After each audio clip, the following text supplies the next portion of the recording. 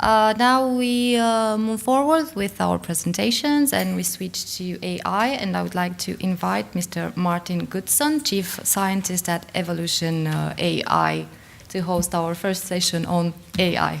Please welcome him. Thank you.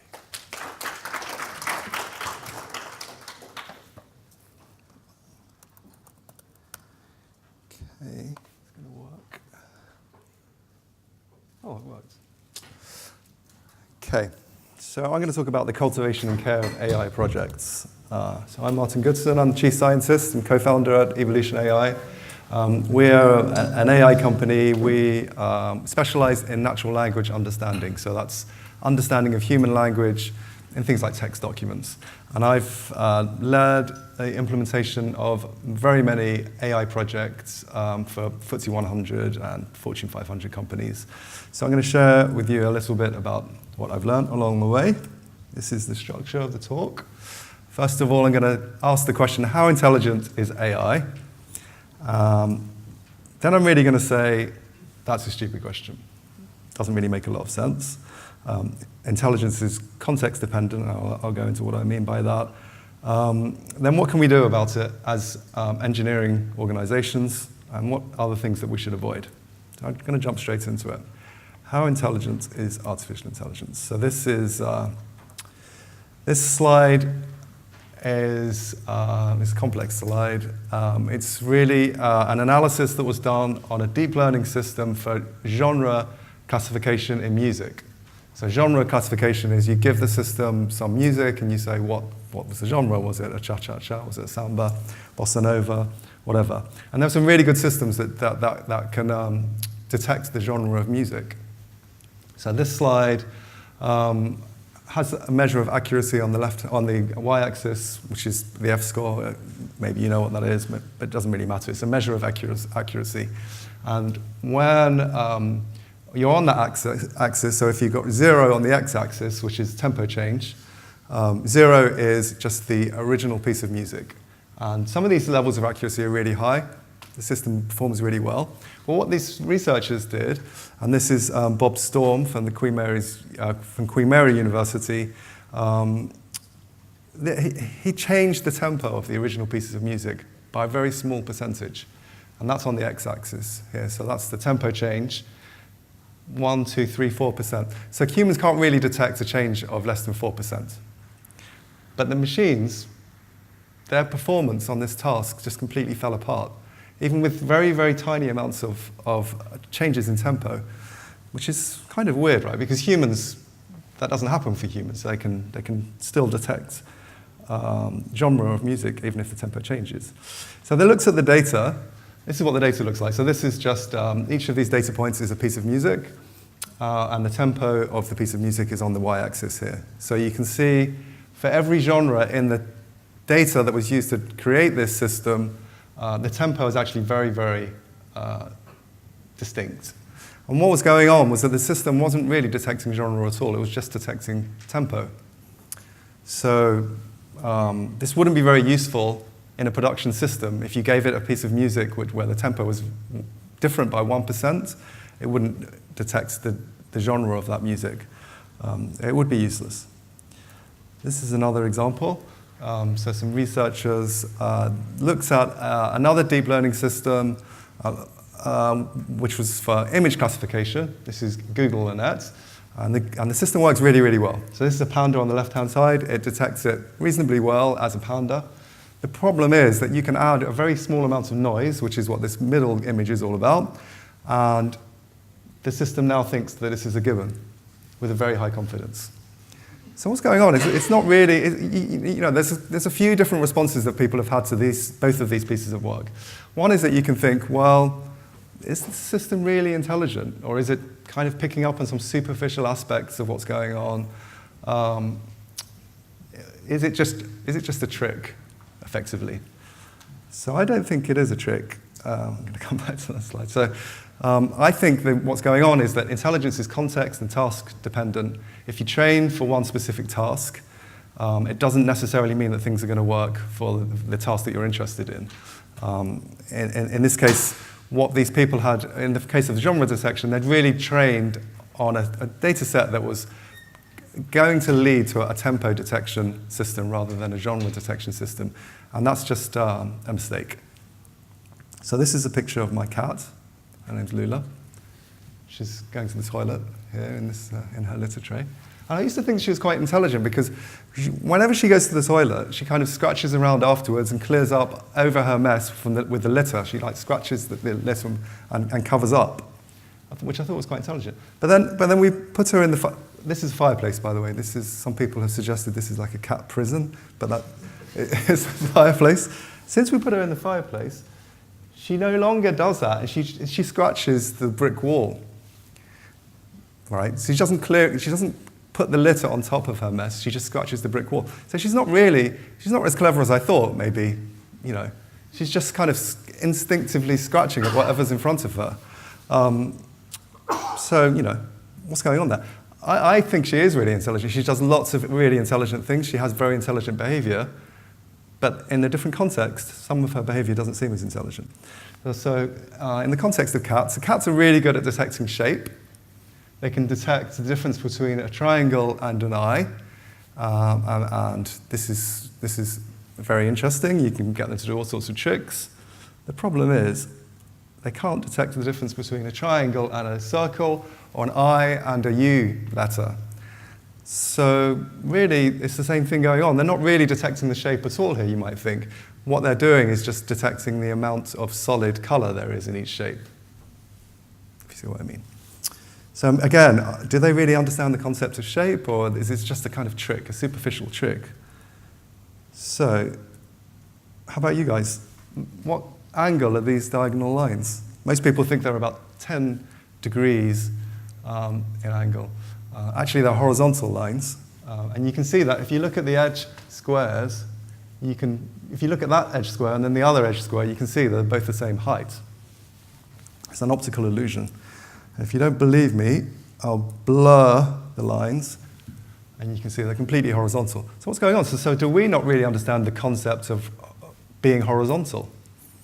I don't think that's the case. I think it's just that in some contexts our skills work, and in other contexts our skills don't work. So we're building systems for AI, so what do we do about this? There's a few things. First thing you should do is try and understand what your model is doing in a deeper way. Don't just do some kind of simple test and walk away. Really try and understand what's going on in the model. And the best pieces of AI R&D do this really, really well. So this is a piece of work from Facebook AI research. What's going on here? So the question that the system is trying to answer is highlighted there on the left-hand side. So the first question is, what's covering the windows? The answer is blinds. And if you take some humans and look at what they're looking at, when they try and answer this question, they look at where blinds would normally be on the window, because they really do understand what blinds are and they understand what windows are. If you take some computational systems, even systems which have reasonably good accuracy on this test, they don't concentrate on the things that humans would look at. And they kind of concentrate on places which are a bit strange and don't make a lot of sense. The second question is, what's the man doing? He's playing frisbee. A human will look at the man and they'll look at the frisbee to answer that question. Some systems just look all over the place. They're not even seeing the frisbee to answer the question. But they may get the answer right, but that might be because they're detecting some kind of superficial thing, something that's correlated with the frisbee. We don't really know. But you need to probe into the model itself to really understand that. The other thing you can do is to generate some examples. So some AI algorithms allow the generation of examples. So you can interrogate the system and say, what do you understand by a particular concept? And this particular concept is dumbbell. We wanted to understand, or the researchers wanted to understand in this piece of work, what does the system understand by dumbbell? And it's quite clear that it doesn't actually understand what we would understand as a dumbbell, because all of these have arms attached to them. You see, the image is not very clear, but these are arms. So the system has seen so many dumbbells with arms. It's never seen a dumbbell without an arm, so it thinks that an arm is kind of mixed up with the concept of a dumbbell. So it doesn't really get to the nub of the problem. And that's something that I really recommend is a very good way of testing whether the system is doing what you think it's doing. So what else can we do to avoid these kind of problems? the thing that we should avoid is thinking that artificial intelligence replaces good experimental design. And I've seen this a lot, and I've seen sometimes we get brought into situations where some kind of machine learning system has been set up and there are some problems with it. I've seen in many cases what's going on is that somebody very early on has said, well, we don't really need to look too deeply into how the system's working. It's artificial intelligence, it's kind of magic, it's going to just solve all of the problems for us. That's a real anti-pattern, and it causes problems. Artificial intelligence probably needs more hands-on data science and statistical expertise than other parts of technology, I'd say. Don't trust any marketing about AI. It's a massively overhyped industry. This causes problems.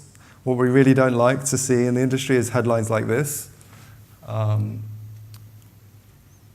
Marketing people get carried away, and I think that we in the industry really need to be careful about that, and we need to hold back from overhyping, set expectations realistically. Otherwise, we're going to see more headlines like this. It's not good for anyone. So, as people who are developing AI systems or maybe buying in AI systems, we don't necessarily need to understand all of the algorithms which are used, but what we really do need to understand is how to validate systems correctly, I think. So the first thing we need to do is make sure that we test the systems correctly with held-out test data, so that's data that the system's never seen before. And we need to make sure the data is actually applicable to the business problem. So it's really easy to test an AI system on data which is easily available, open source data. But that open source data might not be applicable to the problem that you're really trying to solve. And this is a real problem. I think, if you only remember one thing from this whole talk, it's that I think intelligence is context dependent. So you need to make sure that the test data is providing the right context for the system as it's going to be used in production. I've seen lots of systems which have failed because people haven't done that. So that's going back to this thing, the genre detection thing. This system wouldn't be very useful in reality because, in reality, the one piece of music is going to have the wrong tempo by 1% or 2%, and your system's just not going to detect the right tempo. But what can you do about that? So some things you could do would be to time stretch, and you could change your test data, you could change the tempo of your test data and then test again. And that would give you a good indication of how your system's going to work in the wild. Actually, you could also do the same thing. You could time stretch by a few percent and then treat that as more training data to train your system, and your system would become a lot more robust.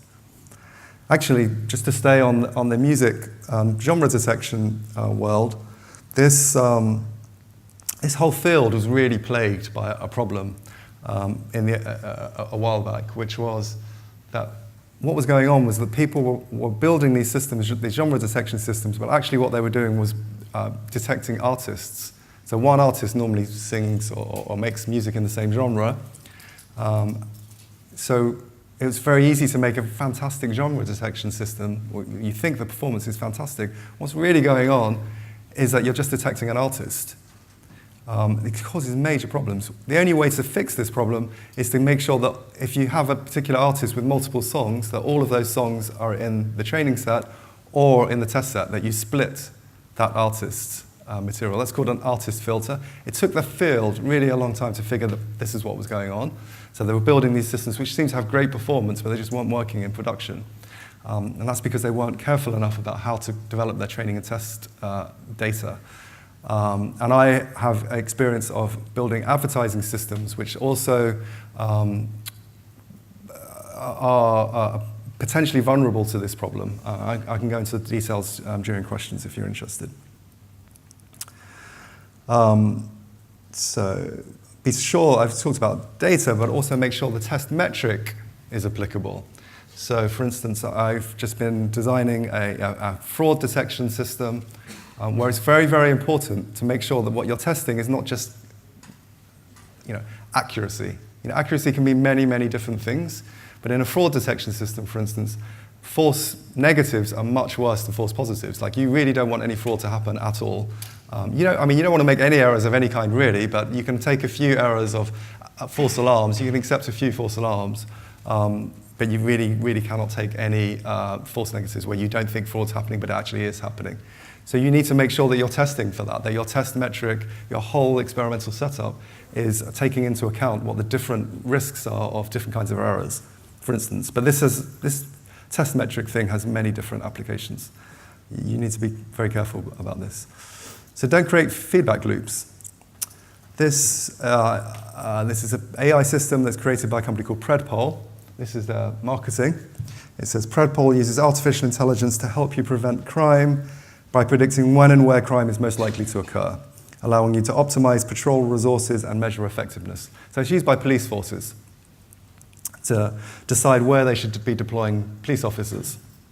Where is the crime happening? So this is a map of drug use in Oakland and California, made by some researchers, published in the journal Significance, the statistical magazine. So this is the reality. This is where they really think drug use is happening in Oakland, and it's kind of spread out. When they look at the arrest records for drug use in Oakland, this is what it looks like. There's a massive hotspot in this place, which is an area of deprivation, low socioeconomic status, and lots of ethnic minorities. So there's something going on. Like it seems like police. Why is there so much more crime being detected in this area? And it's probably that there were biases in police resources, the deployment of police resources. Police resources are being deployed in this area more than they should be. Probably they should be deployed all over this area. So that's interesting because this Predpol system, this AI system, how does it predict where crime is going to happen? One of its main input sources is where did crime happen before? So that's kind of a problem, right? Because if you think the crime's happening here, you're just going to deploy more resources to this area and a feedback loop happens. And that's what these researchers in the Significance magazine did. They did a simulation and they found that this is just going to build up and up and up. You're going to end up with an incredibly biased system and it's effectively going to be racist. It's really going to affect some ethnic groups much more than others, and will lead to a very unfair system in production. So we need to be really careful about this. We need to be careful about feedback loops. We need monitoring. We need to be very careful about monitoring. And what does monitoring look like? It's going to be things like analyzing errors very carefully, looking at the kind of examples that I've already given you, and sanity checking models, the kind of thing that I mentioned with regard to checking where the attention was in those different pictures. So I'm going to summarize. AI algorithms can fail unpredictably. I don't think this is a big problem. I think this is something that we can deal with. Human perception can also fail unpredictably.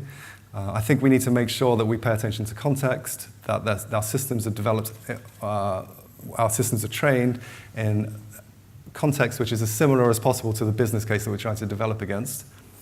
And I think that we can succeed, but we need to use good engineering practice. I don't think we should just throw our hands in the air and say, well, these deep learning algorithms are too complex or they're not doing the right thing. We just need to, this is really on us. We need to be responsible for making good systems which are engineered correctly. So that's really it. My marketing team have said that I need to talk about this. So this is a suite of natural language processing tools that with Evolution AI are releasing, which enable you to build production quality NLP systems without the use of any data scientists. So you can sign up for free early access at this URL. It's text.evolution.ai, or you can just email me. We're going to close sign-ups on the 31st of October. So get in there early. But what do I mean by production quality?